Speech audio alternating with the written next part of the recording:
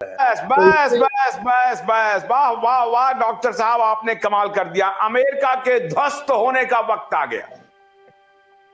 America के ध्वस्त होने का वक्त आ गया।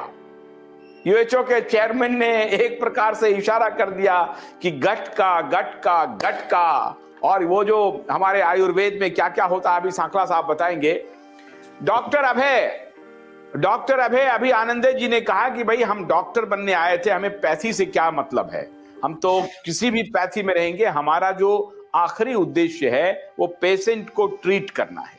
अब वो किसी भी विधा से हो जाए, उसको नाम कुछ भी दे दीजिए, हमें तो एक्सपर्टीज इस पे होना चाहिए कि हमें पेशेंट को ठीक करना है, कैसे ठीक करना है, और बीमार पड़ते क्यों है उसके मूल में जाना है।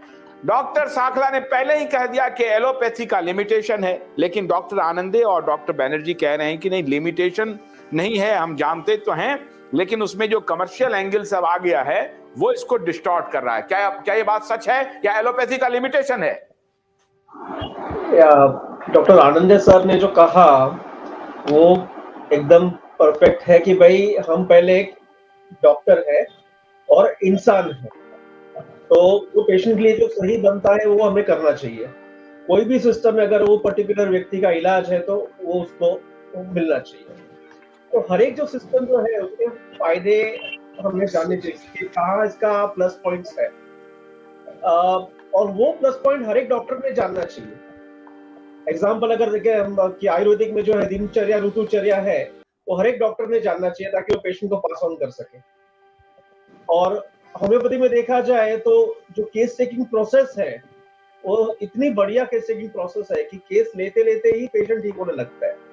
तो होम्योपैथी की केस टेकिंग प्रोसेस अपनानी चाहिए। अभी रही बात एलोपैथी की,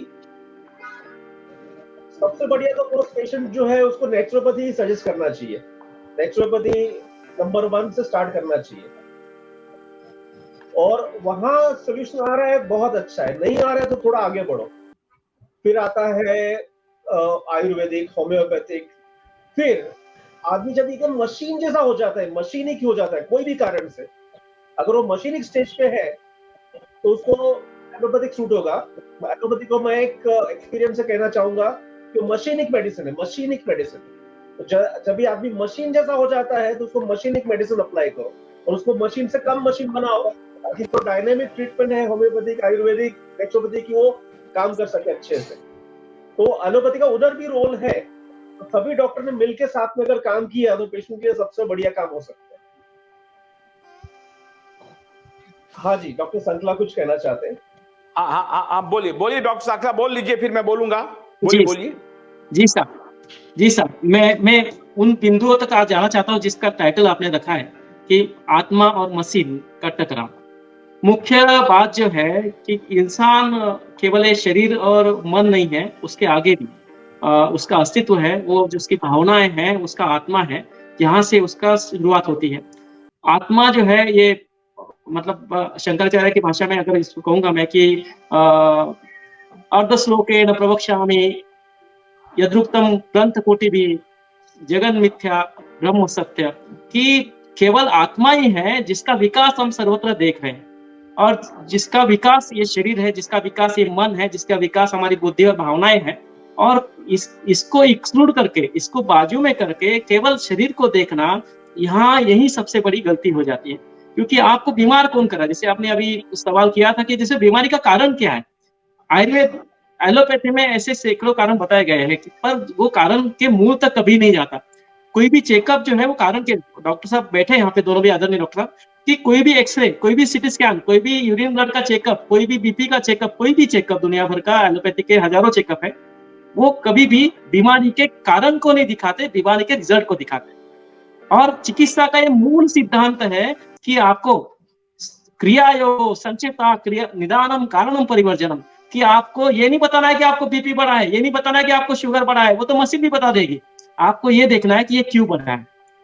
ये क्यों बढ़ा है, क्योंकि इसका कारण है प्रज्ञापराधम तम विद्यात् सर्व दोष प्रकोपनम, कि प्रज्ञापराध, जो गलती आपको मालूम है कि खाने से मेरी एसिडिटी बढ़ने वाली है, लेकिन फिर भी खा रहा है लालच में आके, क्योंकि इंद्रियों पर कंट्रोल नहीं है। वो संयम की भाषा हमको पाश्चात्य जगत से सीखने नहीं मिलती। पाश्चात्य जो एलोपैथी की शिक्षा व्यवस्था है, चिकित्सा व्यवस्था है, ये कभी भी हमको ये नहीं सिखाते डॉक्टर, मैं उनकी माफी चाहता हूँ, प्रसंग में नहीं बोल रहा हूँ, लेकिन एक कॉमन बात कर रहा हूँ कि आपको अगर एसिडिटी है तो आपको ये नहीं खाना ये बोलेंगे, लेकिन साथ में दवाई भी देंगे, लेकिन पर्टिकुलर ये पूरी बात उनको समझाते नहीं है, क्योंकि इनके समझ में, इनके विद्या में वो है ही नहीं, क्योंकि आहार के बारे में कोई सखोल चर्चा होती नहीं है। पूरी एलोपैथी की दुनिया में हजारों लाखों किताबें हैं, ग्रंथ है, बुक्स है, सब है, लेकिन इंसान हेल्दी कैसे रह सकता है इसका स्टडी आज तक नहीं किया गया। हेल्दी इंसानों पर दुनिया भर में एक भी स्टडी नहीं हुआ है।